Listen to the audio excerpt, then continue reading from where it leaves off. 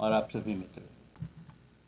मैं सोच रहा था कि कहाँ से शुरू करूँ।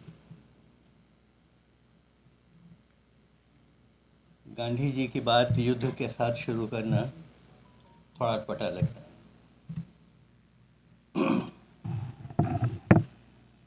आयोजकों ने थोड़ी सी बात आसान बना दी कि उन्होंने लिख दिया कि युद्ध के बादलों के बीच गांधी जी की ज़रूरत।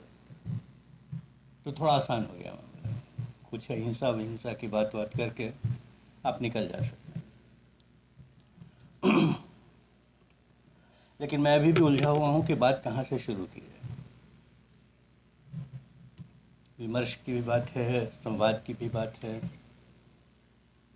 और गांधी जी उसके बीच में है, युद्ध भी है। 1906 से शुरू करता हूँ, आज से करीब 118 साल पहले। एक बहुत बड़ा युद्ध का मैदान है। बम भी चल रहे हैं, गोलियां भी चल रही हैं, लाशें भी गिर रही हैं, और इन सब के बीच में एक नौजवान आदमी खड़ा है। लाशों को समेट रहा है, घायलों को उठा रहा है, गोलियों से बचते हुए भाग रहा है। छाती पे कुछ एक बिल्ला लगा हुआ है, उसके ऊपर लिखा हुआ है सार्जेंट मेजर M.K. गांधी।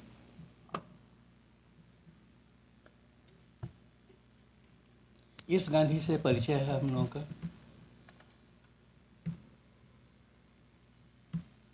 लड़ाई के मैदान में सार्जेंट मेजर बनकर खड़ा हुआ मोहनदास करमचंद गांधी। और जैसा मैंने आपसे कहा, युद्ध का मैदान सही युद्ध का मैदान है।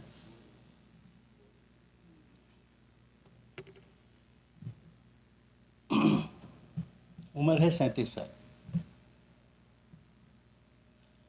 इस गांधी से हम लोग का परिचय नहीं है। हम लोग की गांधी अहिंसा वहिंसा से ही गांधी शुरू होते हैं और अहिंसा वहिंसा पे ही ख़त्म भी हो जाते हैं। लेकिन गांधी का रिश्ता युद्ध के साथ ऐसा सीधा रहा, और युद्ध के मैदान में खड़े होकर उन्होंने अहिंसा समझी, इसकी कल्पना हमको नहीं होती। तन के घावों को भरता हुआ एक सिपाही। ये दक्षिण अफ्रीका के बोर युद्ध का वक्त है।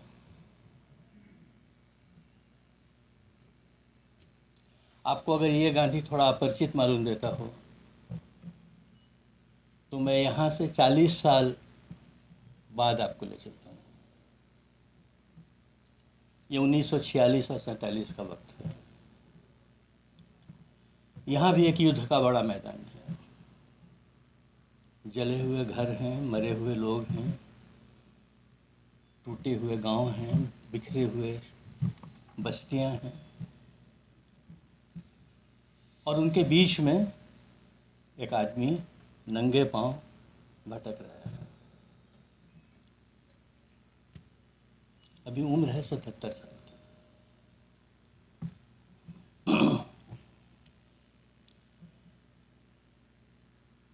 अब उसकी छाती पर कुछ भी लिखा हुआ नहीं है, क्योंकि छाती तो नंगी है। शायद भीतर कहीं राम नाम लिखा हो, तो पता नहीं।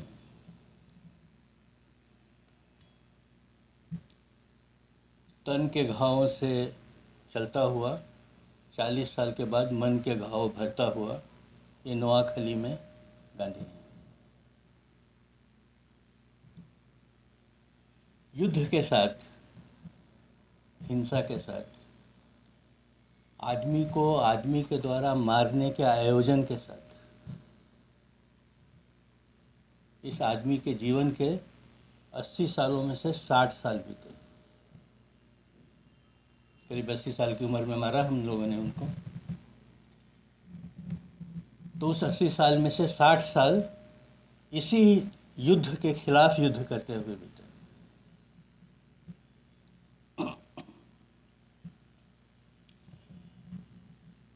नोआखली में वो कहते हैं कि मैं सिपाही हूँ, हथियार बदलते रहे हैं लेकिन हर मोर्चे पर लड़ता रहा।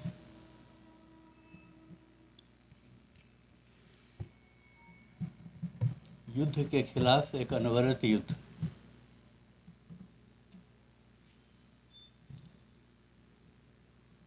अगर मैं भूल नहीं रहा हूँ तो बशीर बद्र जी की एक पंक्ति है,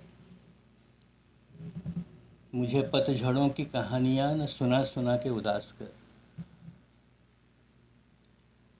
मुझे पतझड़ों की कहानियां न सुना सुना के उदास कर,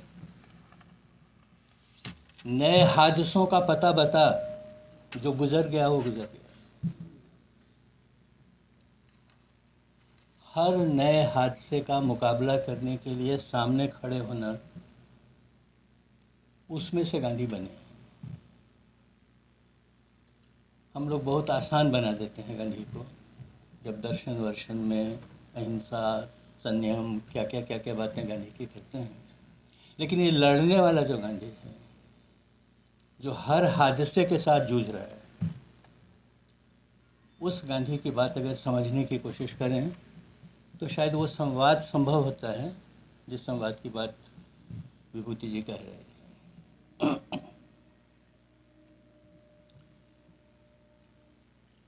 58 साल की उम्र थी रोमेरोला की जब उन्होंने गांधी जी की जीवनी लिखी, जो तब 53 साल के थे।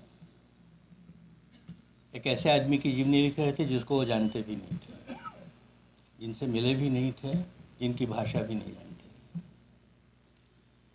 पश्चिम के लिए गांधी जी की लिखी हुई पहली जीवनी, और उसमें वो कहते हैं कि आदमी ईसा की तरह दिखाई देता है।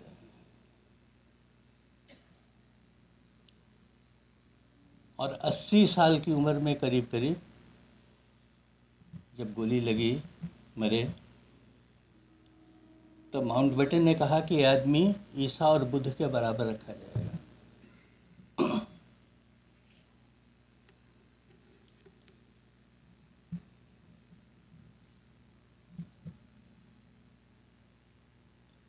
कैसे आप इस तस्वीर को बनाते हैं? हम सब के मन में कुछ तो आकार बनता होगा, कुछ इस आदमी को पहचानने की कोशिश होती होगी। ये 2-3 रूपक जो हैं उनके जीवन से ही लिए हुए, इनमें से गांधी बने। और जब हम लोग गांधी की बात करते हैं तो बहुत आसानी से भूल जाते हैं कि वो आदमी है जिसने दोनों विश्व युद्ध खुद देखे हैं।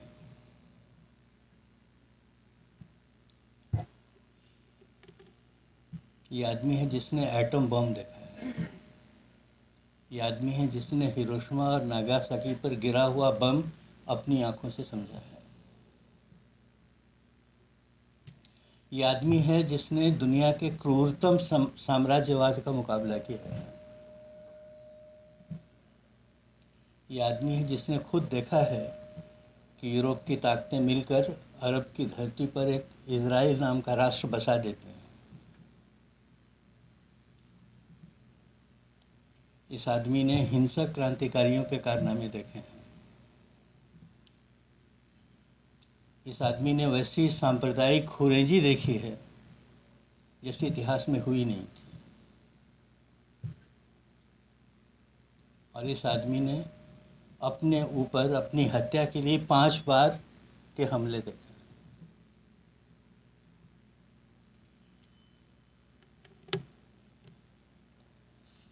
सबका सीधा मुकाबला किया है और उसमें से वो इस जगह पर पहुंचा है कि पावर या सत्ता एक अलग चीज़ है और शक्ति या स्ट्रेंथ अलग चीज़ है। पावर से, सत्ता से शक्ति मिलती है, ये बात गलत है। अपने जीवन के इन अनुभवों में से गुजर कर वो हमसे बात कर रहा है। वो कहता है कि जब आप किसी के ऊपर अपना वर्चस्व थोपते हो तो तुमको सत्ता मिलती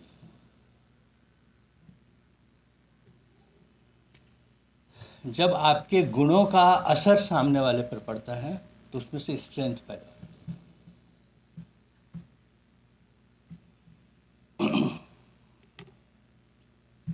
सत्ता की वासना जब तक खत्म नहीं होगी, और सत्ता जब मैं कह रहा हूँ तो सिर्फ वो सत्ता नहीं है जिस पर नरेंद्र मोदी बैठे हुए हैं। सत्ता वो है जो हम सब कहीं ना कहीं ऑपरेट करने की कोशिश करते हैं, एक दूसरे के ऊपर धौंस जमाने की, समाज में अलग अलग वर्गीकरण करके एक दूसरे को दबाने की, एक दूसरे को पीछे छोड़कर आगे निकल जाने की। ये सारी सत्ताओं के अलग अलग रूप हैं समाज में। जब तक सत्ता की ये वासना बनी हुई है, मनुष्य का गुलामी से मनुष्य की मुक्ति संभव नहीं है।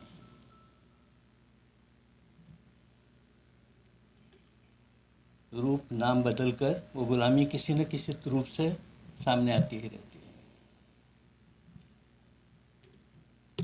इसलिए जो निष्काम सेवा करने का साहस कर सकते हैं, सेवा में साहस की बहुत ज़रूरत पड़ती है, रिलीफ में साहस की ज़रूरत नहीं पड़ती। इसलिए रिलीफ बांटने के लिए बहुत सारे लोग आगे आते हैं, लेकिन जब खतरे के बीच में उतरकर सेवा करने की ज़रूरत खड़ी होती है तो मैं देखता हूँ प्राय हम अकेले ही होते हैं। ये साहस जब पैदा हो तो स्ट्रेंथ पैदा होती है, तुम्हारे अपने व्यक्तित्व में स्ट्रेंथ पैदा होती है और समाज में ताकत पैदा होती है। यहाँ गांधी की पहचान हमको करनी चाहिए। इन सारे संकटों के बीच जिनका जिक्र मैंने आपसे किया, 2 विश्व युद्ध से लेकर अपने जीवन पर 5 बार के हमले के बीच में से जो गांधी हम देखते हैं, उसकी न तो आस्था बदलती है कभी, न वो रास्ता बदलता है। ये कितनी दृढ़ता चाहिए इसके लिए। हम तो पिछले 10 साल में लोगों के रूप रंग बदलते देखे हैं, भाषाएं बदल गई हैं, तर्क बदल गए हैं, लोगों की बोली बदल गई है। 10 साल में ऐसा क्या हुआ है जिसमें इतना बड़ा परिवर्तन हो गया है? इतना चुप और डरा हुआ समाज तो कभी नहीं था हमारा, गुलामी में भी नहीं था। जितना डरा हुआ कायर समाज आज दिखाई देता है, और उसके समर्थन में भी तर्क गढ़े जाते हैं, और वो तर्क बड़ी जोर से मंच से भी रखे जाते हैं। तब वो गांधी समझ में आते हैं कि जो अपनी आस्था की जगह पर खड़ा है, न आस्थाएं बदलता है न रास्ता बदलता है।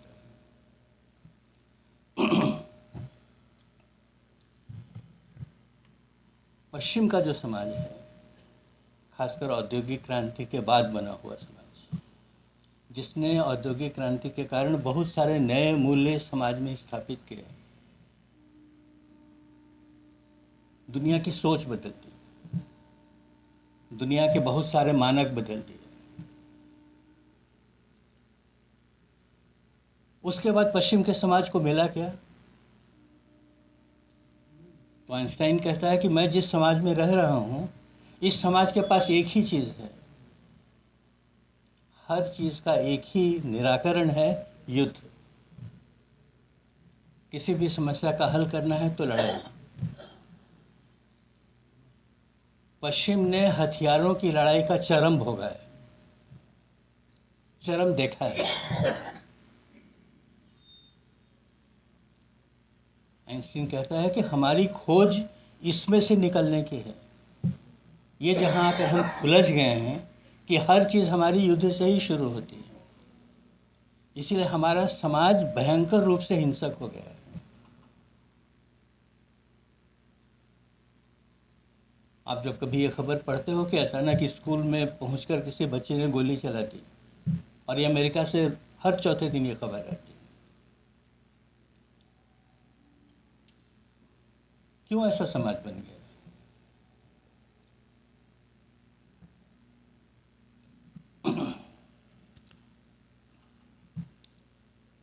तब वो जो बराबर एक कोटेशन हम लोग आइंस्टाइन का गांधी जी के बारे में, आने वाली पीढ़ियां मुश्किल से विश्वास करेंगी वाला जो हम पढ़ते रहते हैं, दरअसल वो कोटेशन तो बीच से निकाला हुआ है।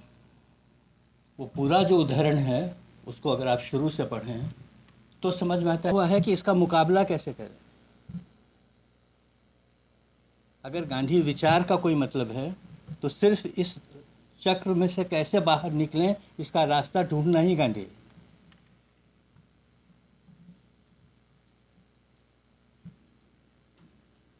तो हमारे समय में विचार मर नहीं गया है। मैं विचार में और वाद में फर्क करता हूँ। वाद खत्म हो रहा है, वाद को खत्म होना चाहिए। अगर मनुष्य की सोच का विकास हो रहा है तो वाद छूटते जाएंगे, ठीक उसी तरह से जैसे सांप अपने केचुल छोड़ता जाता है। क्योंकि वाद दरअसल में है क्या, किसी खास वक्त में एक सोची हुई अवधारणा है।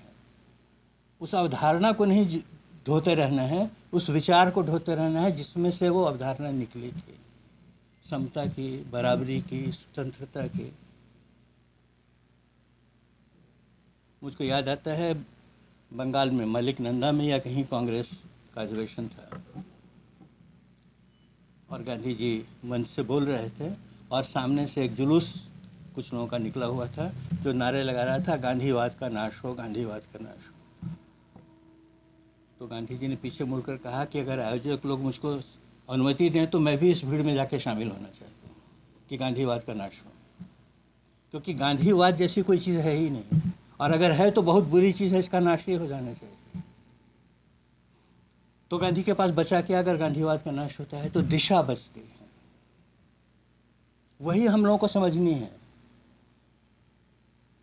वो दिशा जो उन्होंने बताने की कोशिश की कि एक जीने वाला और जीने में मदद करने वाला समाज कैसे बनाओगे, वो दिशा है, उसको खोजो।